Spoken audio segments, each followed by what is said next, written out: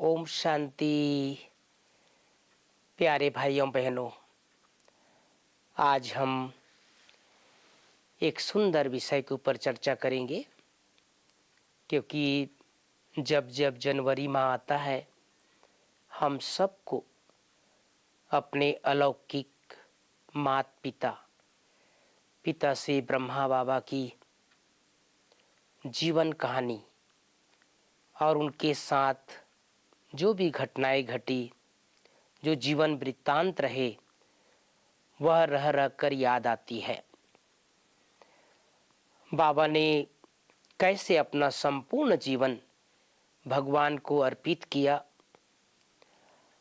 कैसे ब्रह्मा बाबा ने शिव बाबा को अपना बनाया, शिव बाबा ने ब्रह्मा बाबा को अपना बनाया। हम सभी बाबा की जीवन कहानी को पढ़ते हैं, सुनते हैं। दादियों के श्रीमुख से अनेक वृत्तांत, अनेक बातें बाबा के बारे में सुने हैं।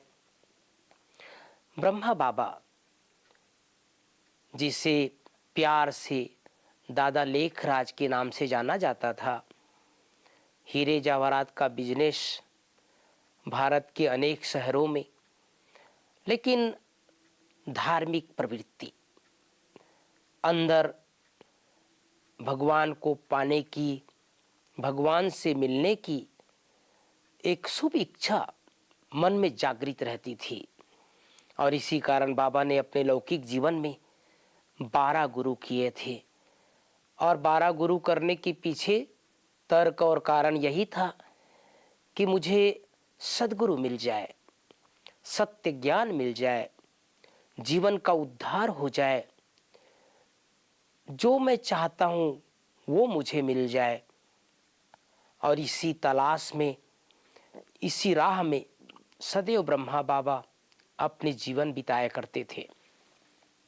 आज हम आप सबको ब्रह्मा बाबा के 10 कदम के बारे में चर्चा करेंगे। उनकी कुछ मुख्य बातें जिसे ब्रह्मा बाबा बन गए। दादी कहती थी, मनोहर दादी, कि ब्रह्मा बाबा कैसे बने। इसके पीछे भी बहुत सुंदर बाबा के त्याग, तपस्या और अनेक कदम हैं। उसमें से मैं विशेष आप सबके सामने बाबा की 10 कदम प्रस्तुत करने जा रहा हूं। उसमें पहला कदम है ब्रह्मा बाबा का संपूर्ण निश्चय। 4 प्रकार का निश्चय हम कह सकते हैं जो ब्रह्मा बाबा को था। पहला निश्चय शिव बाबा के प्रति, दूसरा निश्चय स्वयं के प्रति, और तीसरा निश्चय ड्रामा के प्रति, अंत में चौथा निश्चय परिवार के प्रति। भाइयों बहनों, मैं कभी कभी सोचा करता हूं कि ब्रह्मा बाबा खुद इतने शक्तिशाली थे, इतने अनुभवी थे, इतना उनके अंदर वो एक आध्यात्मिक ऊर्जा थी। उसके बावजूद भी जब भगवान की तलाश में रहे और भगवान मिला, तो बाबा के प्रति बहुत अटूट निश्चय हो गया। हम सभी जानते हैं, ब्रह्मा बाबा जब भी उनको एकांत का अनुभव करना होता था, तो बाबा के जो लौकिक दोस्त थे, उनका मकान था बनारस में, और वहां जाकर के बाबा एकांत का अनुभव करते थे। वहां पर भी बाबा को अनेक प्रकार के साक्षात्कार हुए, और वहीं से ही बाबा को वैराग्य आया संसार से, और शिव बाबा का जैसे परिचय प्राप्त हुआ। शिव बाबा ने ब्रह्मा बाबा के मुख से ये 3 शब्द उच्चारण किए। हम सबको याद रहना चाहिए कि पहला 3 शब्द शिव बाबा ने ब्रह्मा बाबा के तन में क्या उच्चारण किए। शिव बाबा ने कहा, निजानंद स्वरूपम शिवोहम शिवोहम, ज्ञान स्वरूपम शिवोहम शिवोहम, प्रकाश स्वरूपम शिवोहम शिवोहम। और जैसे ही शिव बाबा ने ब्रह्मा बाबा के मुख से ये शब्द उच्चारण किए, उसी दिन से ब्रह्मा बाबा को शिव बाबा के प्रति संपूर्ण निश्चय हो गया। यही सर्वशक्तिवान है, यही परमात्मा है, यही ईश्वर है, यही सृष्टि जगत का नियंता है, जिसे मैं ढूंढ रहा था वो मुझे मिल गया। और उस दिन से लेकर अंतिम समय तक कभी भी ब्रह्मा बाबा को शिव बाबा के प्रति एक सेकंड मात्र भी, लेश मात्र भी संशय नहीं आया, बल्कि यूं कहें कि संपूर्ण रूप से भगवान को पहचान लिया और खुद के अंदर वो परमात्मा की एनर्जी, वो सुप्रीम पावर, वो सुप्रीम शक्ति को अपने अंदर ग्रहण करते गए, धारण करते गए। इसीलिए मैं सोचा करता हूं, भगवान के पास इस संसार में सबसे ज्यादा शक्तिशाली कोई है तो वो ब्रह्मा है, क्योंकि भगवान की पूरी शक्ति को, पूरी एनर्जी को स्वयं में धारण कर लिया। तो बाबा के ऊपर संपूर्ण निश्चय। दूसरा निश्चय बाबा को स्वयं के प्रति। हम सभी अनेक बार सुने हैं कि जैसे ही ब्रह्मा बाबा को यह साक्षात्कार हुआ कि तुम ही विष्णु हो, तुम ही नारायण की आत्मा हो, तुम ही श्री कृष्ण की आत्मा हो, बाबा को नशा चढ़ गया कि आज मैं साधारण सा दिख रहा हूं, कल जाकर के विष्णु बनूंगा, कल जाकर के श्री कृष्ण बनूंगा, कल जाकर के नारायण बनूंगा। और वो निश्चय स्वयं के प्रति, वो कभी भी बाबा को संशय नहीं आया। बाबा को जैसे ही पता चला कि मैं पहला पत्ता हूं, आदि देव हूं, इस सृष्टि जगत के आदि काल से मेरा पाठ प्रारंभ हुआ है, तब से स्वयं के ऊपर बाबा को बहुत निश्चय हो गया। तीसरा, बाबा को ड्रामा के ऊपर बहुत निश्चय था। जो कुछ भी हो रहा है बच्चे, इसी में कल्याण है। अनेक बार हम सब बाबा की मुरली में सुनते हैं, अगर एक मक्खी एक जगह से उड़ करके दूसरी जगह गई तो वो 5000 वर्ष पहले भी हुई थी और फिर से 5000 वर्ष के बाद पुनः रिपीट होगा। तो ड्रामा के ऊपर बाबा को अटूट निश्चय था। और चौथा, परिवार के ऊपर बाबा ने शुरू में ओम मंडली का निर्माण किया। छोटे छोटे बच्चों से शुरुआत हुआ। जो हमारी दादियां 14 साल, 12 साल, 9 साल, 10 साल, वो सब आत्माएं बाबा के सामने आ गए, लेकिन बाबा ने कभी छोटे बच्चों के रूप में नहीं देखा। गुलजार दादी सुनाती थी कि बाबा हमेशा हम बच्चों को ठाकुर कहते थे। बच्चे, तुम बाबा के ठाकुर बच्चे हो। कभी बाबा अपने बच्चों को, उस समय यज्ञ में जो बच्चे थे, कभी पांव पड़ने नहीं देते थे, कभी झुकने नहीं देते थे, बल्कि बाबा कहते थे, बच्चे तुम मेरे से भी ऊंच हो, यही मेरा ईश्वरीय परिवार है। तो ये 4 प्रकार का निश्चय ब्रह्मा बाबा का पहला कदम। दूसरा कदम, हम सब दूसरे कदम के रूप में बाबा का ले सकते हैं ईश्वरीय नशा। जैसे ही शिव बाबा का सत्य परिचय प्राप्त हुआ, ब्रह्मा बाबा को अथाह नशा चढ़ गया, अथाह नशा। और जो पहले दिन से नशा चढ़ा वो अंतिम दिन तक कायम रहा। संसार में हम अनेक धार्मिक संस्थाओं के बारे में सुनते हैं, अनेक महान आत्माओं के बारे में सुनते हैं, अनेक महापुरुषों के बारे में सुनते हैं। उनके जीवन में कभी कभी नशा कम ज्यादा होता रहा, कभी कभी उनके नशा बहुत चढ़ जाते थे और कभी कभी नशा कम भी हो जाता था। लेकिन ब्रह्मा बाबा के बारे में हम सब ने कभी नहीं सुना कि बाबा का नशा कम हुआ, बल्कि चलते फिरते उठते बैठते बाबा के चेहरे से, बाबा के मस्तक से, बाबा के बोल से, बाबा की रूहानी दृष्टि से एक रूहानी नशा दिखाई देता था, एक ईश्वरीय नशा दिखाई देता था। कौन मिला है, कौन पढ़ा रहा है, कौन मेरा साथी है। बाबा को जो एक दादा चंद्रहास दादा नहलाते थे, स्नान कराते थे, तो उन दिनों, आजकल हम देखते हैं बड़े बड़े बाथरूम सिस्टम, जो सुविधा है वो सब बाबा के समय नहीं था। तो ब्रह्मा बाबा जब स्नान करते थे तो दादा चंद्रहास दादा उनके ऊपर लोटी चढ़ाते थे। लोटा, बड़े बड़े लोटा होता था, उसपे पानी, बाबा को पानी डाल करके नहलाते थे। तो बाबा नशे से कहते थे, बच्चे किसके ऊपर पानी डाल रहे हो। तो दादा हमेशा हंसी में कहते थे, बाबा मैं बाबा के ऊपर लोटी चढ़ा रहा हूँ। तो ब्रह्मा बाबा कहते थे बच्चे भक्ति मार्ग में शिव जी के ऊपर लोटी चढ़ाते हैं, अभी शिव बाबा स्वयं मेरे ऊपर है, मेरे तन में विराजमान है। इस नशे से बच्चे इस रथ को नहलाओ, इस रथ का ध्यान रखो। तो बाबा को ये नशा रहता था कि मेरे तन का आधार स्वयं भगवान, स्वयं ईश्वर, स्वयं सृष्टि का नियंता मेरे शरीर का आधार लिया है। और ये भी नशा बाबा को रहता था, कल्प कल्प ये रथ, ये शरीर कल्प कल्प के लिए नूंद गया।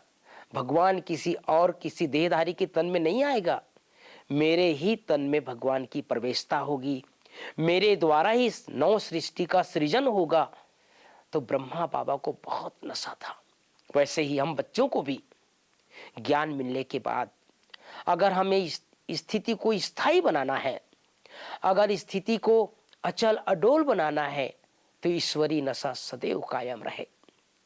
बाबा का तीसरा कदम निमित्त और निर्माण, ये बहुत सुंदर नशा है भाई बहनों, जो ब्रह्मा बाबा के जीवन काल में जीवन पर्यंत रहा कि मैं निमित्त हूं।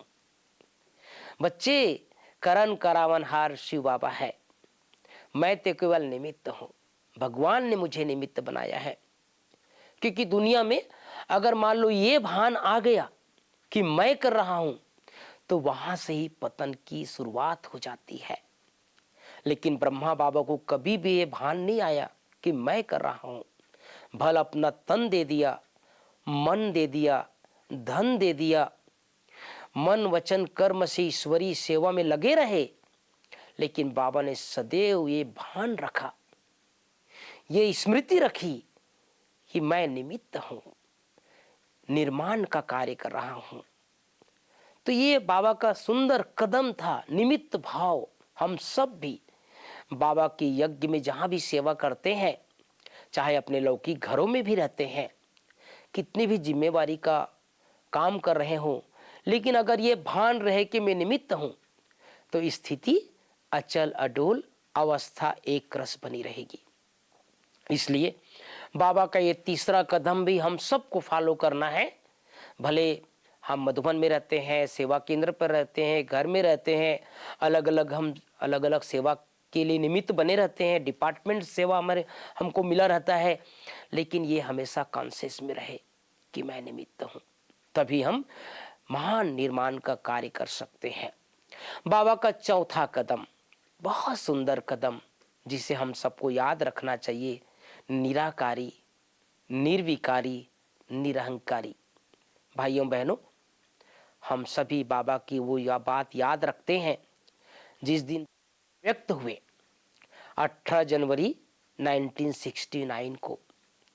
सुबह बाबा मुरली चलाने नहीं आए थे, बाबा शाम को आए, और शाम को मुरली चलाने से पहले ही बाबा ने बच्चों को प्रोग्राम दे दिया था कि बच्चे आज जल्दी भोजन कर लो, क्योंकि बाबा को पता था आज मेरी संपूर्णता का दिवस है, आज मेरी अव्यक्त दिवस है, आज मुझे इस पुराने देह को त्याग कर सूक्ष्मोतनवासी बनने का दिवस है, आज स्थान बदलने का दिवस है, आज बच्चों को आगे करने का दिवस है।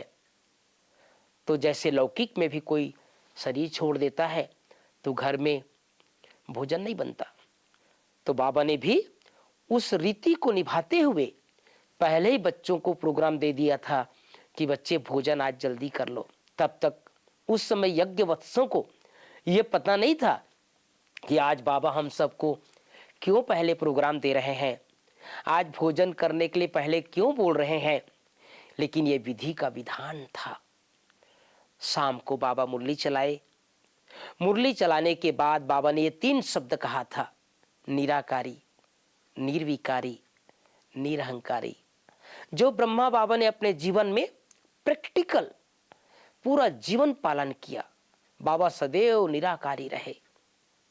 बाबा को जो भी आत्माएं देखते थे, मिलते थे, कई बार ये अनुभव हम सुनते हैं कि ब्रह्मा बाबा का साकार शरीर लोप हो जाता था, साकार शरीर दिखता नहीं था, बल्कि बाबा को जो भी देखते थे उनके मस्तक में वो निराकारी शिव बाबा का साक्षात्कार होता था। बाबा निर्विकारी रहे, पहले दिन से आखिरी दिन तक बाबा को कोई प्रकार का विकार टच नहीं किया।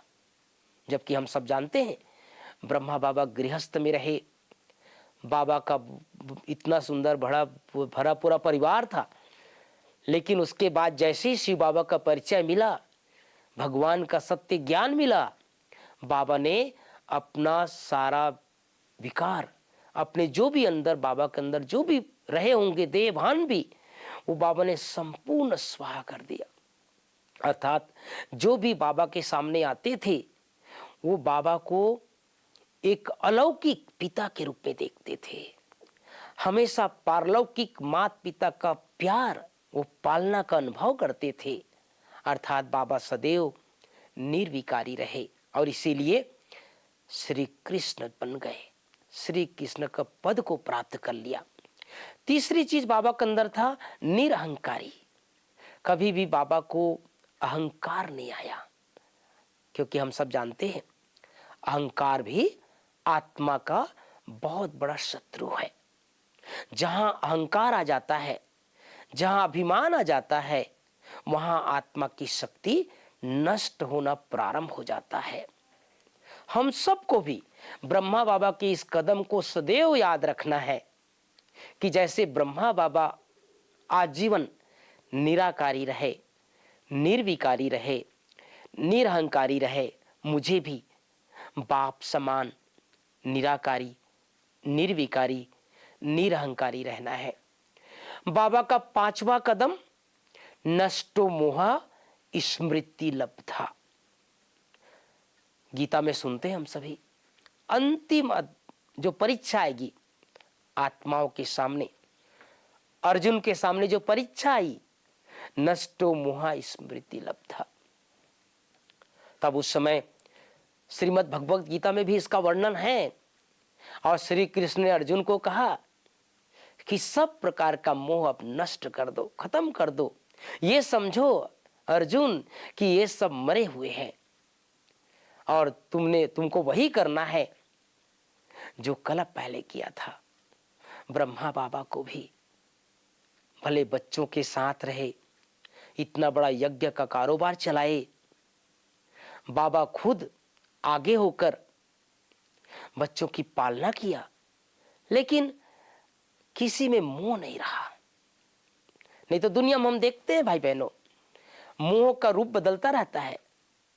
बच्चों का पहले माँ बाप से होता है, माँ बाप का बच्चों से होता है, बाद में वो मोह ट्रांसफर हो करके पति पत्नी का हो जाता है, और बच्चे जब और बुजुर्ग हो जाते हैं, बच्चे से बुजुर्ग बन जाते हैं, तो नाती पोता से हो जाता है। तो मोह तो ऐसा रूप रंग है कि वो कहीं न कहीं अटका रहता है। मुझे याद है जब ब्रह्मा बाबा अव्यक्त हुए, अव्यक्त होने के बाद बाबा का संदेश आया। ब्रह्मा बाबा खुद दादियों के जो उस समय संदेशी थे उनके तन में आए। तो बाबा से उस समय पूछा गया कि बाबा क्या याद आया, अंत में क्या फीलिंग रही, क्या घटना थी उस समय, क्या चल रहा था आपके अंदर। तो बाबा ने बहुत सुंदर बात बताया था। बाबा से पूछा, बाबा कोई याद नहीं आया? इतने छोटे छोटे बच्चों की आपने पालना किया, इतना बड़ा यज्ञ की स्थापना किया, इतना भारत में अनेक स्थानों पर सेवा केंद्र खुले, अनेक जगह आपके बच्चे थे। अंत में जब आप संपूर्णता को प्राप्त कर रहे थे, क्या याद आया, क्या चल रहा था बाबा? तो बाबा की वो बात हम सबको याद रखनी चाहिए। बाबा ने कहा, बच्चे उस समय कोई याद नहीं आया, सिर्फ दो बातें चल रही थी, एक कर्म भोग और दूसरा कर्म योग, जो जन्म जन्म के हिसाब किताब हैं। क्योंकि बाबा का और हम सब का भी जो कार्मिक अकाउंट है जानते हैं, सतयुग त्रेता युग में तो किसी प्रकार का कोई कार्मिक अकाउंट नहीं होता, लेकिन द्वापर युग से कलयुग के अंत तक न जाने किसके संपर्क में आए, किस स्थान पर जन्म लिए, किसको मन वचन से ना चाहते भी कुछ मनसा वासा से भी दुख दे दिया होगा, वो कार्मिक अकाउंट आत्मा में जन्म जन्म का है। लेकिन जब आत्मा अपना भौतिक शरीर छोड़ती है तो उस समय वो कार्मिक के अकाउंट सामने आते हैं। ब्रह्मा बाबा के सामने भी आए तो बाबा ने कहा, बच्चे ये युद्ध चल रहा था, एक तरफ कर्म भोग और दूसरे तरफ कर्म योग। लेकिन बाबा ने कहा कर्म योग कर्म भोग के ऊपर विजय प्राप्त किया। हम सबको भी ब्रह्मा बाबा का ये 5वां कदम सदैव याद रखना है कि संसार में रहते, परिवार में रहते, समाज में रहते, सब काम करते भी कहीं भी हमारा मोह ना जाए, वरना अंत में कहीं अगर मोह रहेगा तो आत्मा पुनः फेल हो जाएगी। जो इतने सालों की तपस्या है, इतने वर्षों का जो हमारा ज्ञान का अर्जन है, इतने वर्षों की हमारी जो आत्मिक एनर्जी है, वो धीरे धीरे करके कम हो जाएगी। तो विजय प्राप्त करने का आधार क्या है? स्मृति लब्धा, एक बाबा। जैसे ब्रह्मा बाबा को अंत में एक बाबा, दूसरा ना कोई। स्मृति में केवल बाबा, केवल बाबा, केवल बाबा, मेरा तो एक शिव बाबा, दूसरा ना कोई। तो बाबा का ये सुंदर 5वां कदम हम सबको याद रखना है, नष्टो मोहा स्मृति लब्धा। बाबा का 6वां कदम संपूर्ण त्याग। 2 प्रकार का त्याग बाबा का हम सबको याद रखना चाहिए। पहला मैंपन का त्याग और दूसरा मेरापन का त्याग। बाबा को कभी भी मैंपन नहीं आया, छू भी नहीं पाया। भले हम सब जानते हैं अरबों खरबों की प्रॉपर्टी बाबा ने शिव बाबा के ऊपर अर्पित कर दिया, लेकिन मैं कर रहा हूं, मैंने यज्ञ रचा, मैं इसका फाउंडर हूं, मेरे बिना नहीं हो सकता, ये कभी बाबा के अंदर नहीं आया। बाबा सदैव ये स्मृति रखे कि मैं, अर्थात जब भी मैं बोलो तो मैं आत्मा। बाबा ने कहा जब भी मेरा बोलो तो मेरा बाबा। तो बाबा का ये सुंदर कदम मैंपन मेरापन का त्याग, अर्थात संपूर्ण त्याग। एक बार जानकी दादी ने बहुत सुंदर बात बताई थी कि वास्तव में इतना बड़ा यज्ञ, इतनी बड़ी संस्था, लेकिन आज तक लोगों को पता नहीं है कि ये संस्था कैसे चलती है। देखो दादी कहती थी, ब्रह्मा बाबा हमेशा कहते थे, देखो बच्ची शिव बाबा कर रहा है। शिव बाबा कहते थे ब्रह्मा बाबा कर रहा है। ब्रह्मा बाबा अपना दोनों हाथ पीछे करके खड़े हो गए हैं, मैं कुछ नहीं कर रहा हूं, ऊपर वाला कर रहा है। ऊपर वाला कहता है ब्रह्मा बाबा कर रहा है। तो कितनी सुंदर जीवन की आधार है, प्रभु लीला है भाई बहनों, कि सब कुछ होते हुए भी सब कुछ छिपा लिया। हम सबको भी अपने जीवन की यात्रा में, इस आध्यात्मिक जीवन में सब कुछ करते, बड़े बड़े काम वाले कर लें, लेकिन सदैव ये स्मृति रहे, जब भी मैंपन आए मैं आत्मा, जब भी मेरा शब्द आए मेरा बाबा। तो बाबा का ये 5वां कदम संपूर्ण त्याग। 6वां कदम, 7वां कदम बाबा ने कहा गहन तपस्या। बाबा ने अपने जीवन काल में कभी भी तपस्या को कम होने नहीं दिया। कई बार अभी अभी जो बाबा की मुरली चली, बाबा ने कहा ब्रह्मा बाबा 2 बजे 2:30 बजे उठ करके अपने आप को तपाते थे। बाबा कभी अमृत बेला, उन दिनों अमृत बेला शब्द का इतना प्रचलन नहीं था। दादियां सुनाती है कोई ऐसा, आज जो हम देखते हैं सामूहिक रूप से बैठ करके योग करते हैं सेंटरों पर, मधुबन में ऐसा प्रथा नहीं था। लेकिन उसके बावजूद भी ब्रह्मा बाबा सदैव, बाबा और मम्मा 2 बजे 2:30 बजे उठ करके चांदनी रात में बैठकर या आंगन में बैठकर अपने आप को तपाते थे। अर्थात हम यूं कहें कि तपस्या के बल पर जो हम दुनिया में सुनते हैं कि अनेक लोग, अनेक महापुरुष, जिसने जिसकी तपस्या किया उसकी शक्ति स्वयं में धारण कर लिया। जैसे मान लो किसी ने दुर्गा की आराधना किया, माँ दुर्गा की साधना किया, तो वो दुर्गा की शक्ति को स्वयं में प्राप्त कर लिया। किसी ने शंकर की आराधना किया, शंकर की तपस्या किया, तो वो शंकर की एनर्जी, शंकर की पावर को अपने में ग्रहण कर लिया। शिव बाबा ने भगवान को याद करके, शिव बाबा को याद करके, वो जो परमात्मा का संपूर्ण पावर है ना, वो जो सुप्रीम एनर्जी है, उसको अपनी तपस्या के बल पर अपने अंदर इतना धारण कर लिया ब्रह्मा बाबा ने, वो 84 जन्म साथ रहे। तो पूरे 84 जन्म जो प्राप्ति है, 84 जन्म की जो शक्ति है, उसका आधार संगम युग की तपस्या है। जो इस समय हम तपस्या के बल पर वो भगवान से शक्ति प्राप्त करते हैं, सर्वशक्तिवान से शक्ति प्राप्त करते हैं, ये शक्ति न सिर्फ सतयुग में काम आएगा, न सिर्फ त्रेता में काम आएगा, न बल्कि द्वापर में भी काम आएगा, कलयुग के अंत तक भी काम आएगा। तो भाइयों बहनों, हम सबको भी अपने जीवन की यात्रा में ब्रह्मा बाबा की कदम पर कदम रखते हुए जो 7वां कदम गहन तपस्या, इसमें हम सबको समय देने की जरूरत है। बाबा का 8वां कदम बहुत सुंदर कदम अनेक बार हम सुनते हैं, और वह कदम है बेफिकर बादशाह। बाबा को कभी भी किसी भी बात का फिकर नहीं हुआ।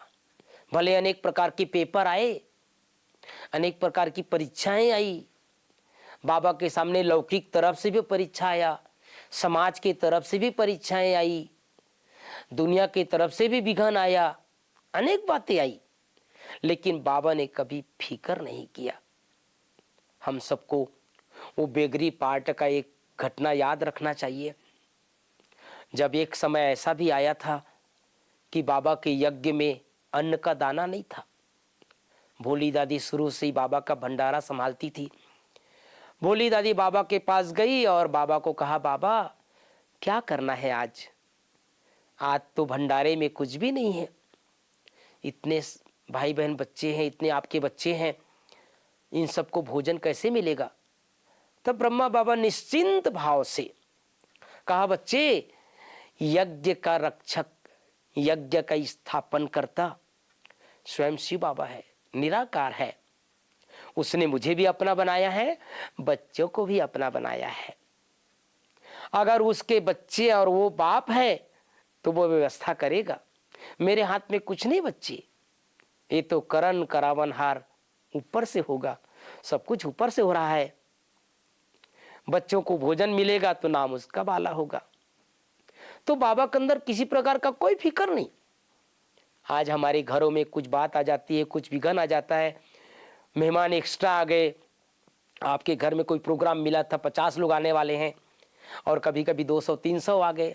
मधुबन में भी ऐसा होता है कई बार यहाँ जो प्रोग्राम चलते हैं अचानक से प्रोग्राम बन जाता है, लोग ज़्यादा आ जाते हैं। तो बड़ी दादी से हम सब ने सीखा है कैसे दादी हम सबको निश्चिंत रखती थी, खुद भी निश्चिंत रहती थी, कैसे उस समय अपने आप को फिक्र में नहीं डालना है, लेकिन एवरेडी जरूर रहना है। तो वो हिस्ट्री हम सबको याद रखना चाहिए। थोड़ी देर के बाद मनी ऑर्डर आया और मनी ऑर्डर में पैसा आया और टाइम पर सब सामान लिया गया और टाइम पर घंटी बजी और भोजन टाइम पर मिल गया। तो बाबा पूरा जीवन पर्यंत बेफिक्र रहे, फिक्र अपने अंदर नहीं लाया। हम सबको भी अपनी इस आध्यात्मिक जीवन की यात्रा में छोटी मोटी बातें आएगी, विघन आएगा, पेपर आएगा, लेकिन फिक्र नहीं करना है, बेफिक्र बादशाह बन करके रहना है। बाबा का 9वां कदम समर्पण भाव। ब्रह्मा बाबा शिव बाबा के ऊपर संपूर्ण समर्पण हुए, संपूर्ण समर्पण। जैसे हम सब देखते हैं शिव के मंदिर में सामने नंदी रहता है। आप सबने अनेक बार भक्ति मार्ग में देखा होगा, लोग अपनी बात को नंदी को कहते हैं, नंदी के कानों में कहते हैं, ताकि उनकी बात नंदी के माध्यम से शिव जी तक पहुंच जाए। ब्रह्मा बाबा भी शिव बाबा के प्रति इतने समर्पित थे कि ब्रह्मा बाबा को कोई भी बात हम बताते थे या दादियां सुनाती थी, वो शिव बाबा तक पहुंच जाते थे। और एक चीज मैं आप सबको बहुत गूढ़ रहस्य बता देना चाहता हूं, जो मैंने सुना है एक बड़े भाई, वरिष्ठ भाई ने सुनाया था ज्ञान सरोवर की क्लास में, उसकी चर्चा कम होती है कि ब्रह्मा बाबा अपने आप को इतना समर्पित कर दिए। बाबा कई बार कहते हैं, बच्चे अगर एक कदम तुम आगे बढ़ोगे तो भगवान 1000 कदम आगे आएगा। इसका प्रैक्टिकल उदाहरण जो मैंने सुना। आप सब पहुंच जाए 1969 में, जब ब्रह्मा बाबा अव्यक्त हुए 18 जनवरी को। दादी जी, बड़ी दादी बॉम्बे से आई हुई थी। दादी बाबा के कमरे में गई। शाम के समय मुरली के बाद बाबा थोड़े तकलीफ में दिख रहे थे। एक हाथ बाबा के छाती में था, दूसरा हाथ नीचे पलंग में था। थोड़ी लंबी लंबी श्वास बाबा की चल रही थी। दादी अंदर गई, बड़ी दादी ने बाबा को कहा, बाबा डॉक्टर को बुलाएं। तब डॉक्टर ने कहा, बाबा ने कहा, नहीं बच्चे, डॉक्टर को मत बुलाओ, मैं रूहानी सर्जन से बात कर रहा हूँ। और फिर भी दादी से रहा नहीं गया। बड़ी दादी ने बाबा एक भाई को भेजा डॉक्टर के पास। डॉक्टर भोजन कर रहे थे, डॉक्टर लेट आए थोड़ा सा, और उसके जब तक आए तब तक बाबा अव्यक्त हो गए थे। वो तो लंबी लीला है, लंबी कहानी है, मैं सार में सुनाना चाहता हूँ। जब बाबा अव्यक्त हो गए तो उस समय जब साकार में बाबा थे तो जो भी यहाँ पर कारोबार होता था बाबा दीदी के माध्यम से करते थे, मनमोहनी दीदी के माध्यम से। और मनमोहनी दीदी उन दिनों यात्रा पर गई हुई थी इलाहाबाद तरफ। बाबा के समय ज्यादातर यहाँ पर कुछ बहनें रहती थी, कुछ भाई रहते थे। बड़ी दादी को इसका अनुभव नहीं था कि यज्ञ का यहाँ कारोबार और कुछ जो भी व्यवस्था है कैसे चलती है। लेकिन ब्रह्मा बाबा अव्यक्त होने से पूर्व दादी को उंगली पकड़ करके पूरा एक एक चीज दिखाया था। बच्ची यहाँ पर ये स्टोर है, बच्ची यहाँ पर ये कारोबार चलता है, बच्ची यहाँ पर, क्योंकि बाबा को पता था आज मैं अपने आप को संपूर्ण शिव बाबा के ऊपर समर्पित करने जा रहा हूं। आज मेरा ये साकार पार्ट संपूर्णता को प्राप्त कर रहा है। उसके बाद तो जब ब्रह्मा बाबा अव्यक्त हो गए, फिर दादी को कुछ भी बात पूछना होता था तो उस समय यज्ञ में संदेशी हुआ करती थी। तो दादी संदेशी के माध्यम से शिव बाबा से संदेश लाते थे। बाबा ये काम कैसे करना है, बाबा अभी क्या करना है, बाबा अभी क्या करना है। बाबा के पार्थिव देह को एक मेटाडोर या ट्रक में सजाकर पूरे माउंट आबू में सब जगह और बाबा के पार्थिव देह को भ्रमण करवाया गया था। वो भी संदेशी से पूछा गया था। बाबा का अंतिम संस्कार जहां कर किया गया उसके लिए भी संदेशी से पूछा गया था। अर्थात हर चीज ऑलमाइटी से प्राप्त हो रहा था, सुप्रीम पावर से, सुप्रीम शक्ति से प्राप्त हो रहा था। मैं जो आप लोगों को असली बात सुनाने जा रहा हूं वो ये है कि जब बाबा का पार्थिव देह को अंतिम संस्कार से पूर्व तैयार करना था, हम सब जानते हैं हिंदू रीति रिवाज में बाबा कोई भी जो शरीर छोड़ता है उसको, उस शरीर को तैयार किया जाता है, उसको नहलाया जाता है, उसको तैयार किया जाता है, उसको लेप लगाया जाता है। बड़ी दादी ने बाबा से पूछा कि बाबा ब्रह्मा बाबा का तन तो पुरुष तन है, इतने भाइयों को इतना अनुभव भी नहीं है, बाबा के पार्थिव देह को कौन तैयार करेगा। तो जब मैंने ये बात सुना, वास्तव में भाई बहनों मेरे तो आंख गीले हो गए थे, मेरे नयन गीले हो गए थे कि भगवान इतना भी समर्पित होता है। जब संदेशी गई और बाबा से पूछा कि बाबा ब्रह्मा बाबा के पार्थिव देह को कौन तैयार करेगा, तब शिव बाबा ने कहा, बच्ची मैं आऊंगा, मैं तैयार करूंगा। क्यों? इस बच्चे ने अपना तन, अपना मन, अपना धन सब कुछ भगवान के ऊपर अर्पित किया, तो आज भगवान आएगा बच्चे के पार्थिव देह को तैयार करने के लिए। सचमुच भाइयों बहनों, इस संगम युग में ये भगवान की कितनी सुंदर लीला है, कितना वो समर्पित हो सकता है, इसका ये जीता जागता उदाहरण है। इसलिए हम जो कुछ भी हम भगवान के प्रति अर्पित होते हैं, चाहे हम तन अर्पित करते हैं, चाहे अपना मन अर्पित करते हैं, चाहे हम धन अर्पित करते हैं, भगवान थोड़ा भी अपने पास नहीं रखता, इसी जन्म में भी देता है, जन्म जन्म देता है। तो बाबा का ये 9वां कदम हम सबको याद रखना है, समर्पण भाव। बाबा का 10वां कदम, एवर रेडी। बाबा पहले दिन से 1936 से अपने आप को सदैव एवर रेडी रखा। हम सब जानते हैं, जैसे ही बाबा को पता चला कि मैं विष्णु बनने वाला हूं, मैं नारायण बनने वाला हूं, मैं कृष्ण बनने वाला हूं, बाबा को वो नशा था कि बस कल बन जाऊंगा, बस बच्चे परसों बन जाऊंगा। बाद में बाबा को पता चला इतना बड़ा यज्ञ रचना रचनी है, सारे संसार की आत्माओं को बाबा का दिव्य संदेश देना है, जन जन तक सेवा करनी है। लेकिन उसके बावजूद भी बाबा ने अपने एवर रेडी गुण को कम नहीं होने दिया। सदैव पहले दिन से आखिरी दिन तक अपने आप को एवर रेडी रखा, बच्चों को भी एवर रेडी रखा। दादी जानकी की वो बात मुझे हमेशा याद रहती है। दादी जानकी कुछ कर्म बंधन के कारण 2 साल के बाद यज्ञ में आई। दादी की सहेलियां यज्ञ में आ गई थी, जो दादियां आ गई थी, लेकिन जब 2 साल बाद दादी आई तो सबके चेहरे में वो चमक, वो मस्तक, वो ललाट, वो चमक रहे थे सबके। दादी ने बाबा से पूछा, बाबा मैं तो 2 साल के बाद आई हूं, मेरे पास संपूर्णता के लिए, मेरे पास पुरुषार्थ के लिए टाइम है कि नहीं है? तब बाबा ने दादी को कहा, बच्ची अगली दिवाली नहीं आएगी। बाबा का पुरुषार्थ करने का कितने सुंदर तरीका है। और अनेक वर्ष दिवाली आई, अनेक दिवाली मनाए, लेकिन बाबा वो तरीका था एवर रेडी रहने का, एवर रेडी करने का। तो हम सबको भी इस संगम का अंत कब हो जाए, हमारे जीवन का अंत कब हो जाए, ये तो किसी के हाथ में नहीं है ना। इसलिए बाबा का यह 10वां कदम भी हम सबको सदैव स्मरण करके रखना चाहिए, एवर रेडी। मुझे याद है जब दादी चंद्रमणि अव्यक्त हुई, और वो बहुत लंबी कहानी है, मैं उन बातों में आज नहीं जाऊंगा, लेकिन दादी चंद्रमणि जब अव्यक्त हुई तब दादी चंद्रमणि ने इस बात को बहुत फोर्सली कहा था सबको, अचानक और एवर रेडी।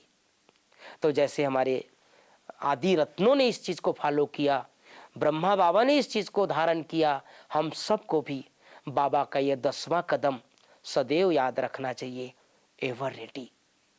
तो प्यारे भाइयों बहनों, वैसे तो बाबा के हजारों कदम हैं, बाबा की अनेक लीला है, लेकिन मुख्य रूप से जब जब ये जनवरी माह आता है तब तब हम सबको अपने अलौकिक पिता, पारलौकिक पिता, माता पिता की अनेक विशेषताओं को याद रखना चाहिए, अनेक कदमों को याद रखना चाहिए, और उसमें से मुख्य ये 10 कदम हम सबको अनेक बार सुनना चाहिए, धारण करना चाहिए। अंत में एक बात और बता देना चाहता हूं, वास्तव में संगम युग पर हमें सत्य ज्ञान मिलता है भाई बहनों, कि पूरी सृष्टि जगत पर, इस पूरे तीनों लोकों में, इस पूरे ब्रह्मांड में सर्वशक्तिवान शिव बाबा, और दूसरे नंबर की शक्ति किसी के पास है तो ब्रह्मा बाबा। ब्रह्मा बाबा क्यों? क्योंकि ब्रह्मा बाबा ने शिव बाबा की पूरी एनर्जी को अपने जीवन में धारण कर लिया। इसीलिए जब भी हम बाबा को देखें, बाबा से दृष्टि लें, बाबा को फोटो देखें, उससे वो पावर ग्रहण करें, वो पावर रिसीव करें, वो पावर, वो एनर्जी अपने जीवन में लाएं, क्योंकि हम सब आखिर ब्रह्मा बाबा के बच्चे हैं। ब्रह्मा बाबा हम सबको अपना बनाया है।